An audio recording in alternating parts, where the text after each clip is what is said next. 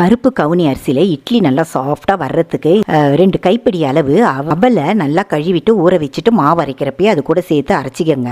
Friends பாருங்கள், இந்த அளவுக்கு அரைப்பட்ட உடனே நம்ம ஊற வச்சுருக்கோம் பார்த்தீங்களா அவல், அதை அதை அப்படியே இதில் போட்டுடலாம்.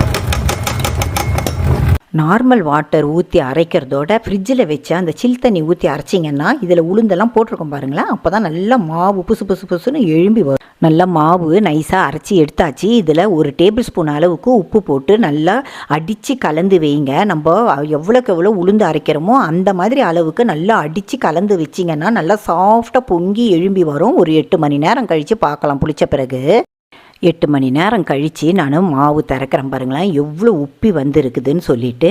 நல்லா புளிச்சு இருக்குது. நான் ஈஸ்ட்டோ மற்றபடி லெமன் சால்ட்டு இதெல்லாம் இருக்குது பாருங்களேன், அந்த மாதிரிலாம் எதுவுமே போடலை, தானாகவே நல்லா புளிச்சு வந்திருக்கு.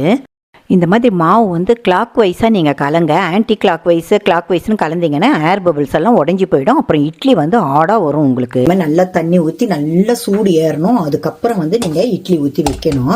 வச்சுட்டு இது 5 நிமிஷத்துலேருந்து 8 நிமிஷம் வரைக்கும் வேகணும். அதுக்கப்புறம் பார்க்கலாம். இட்லி 8 நிமிஷம் வேக வச்சு எடுத்தாச்சு. லேசாக தண்ணி தெளிச்சிட்டு தொட்டு பாருங்கள், வெந்தது உங்களுக்கு நல்லா தெரியும்.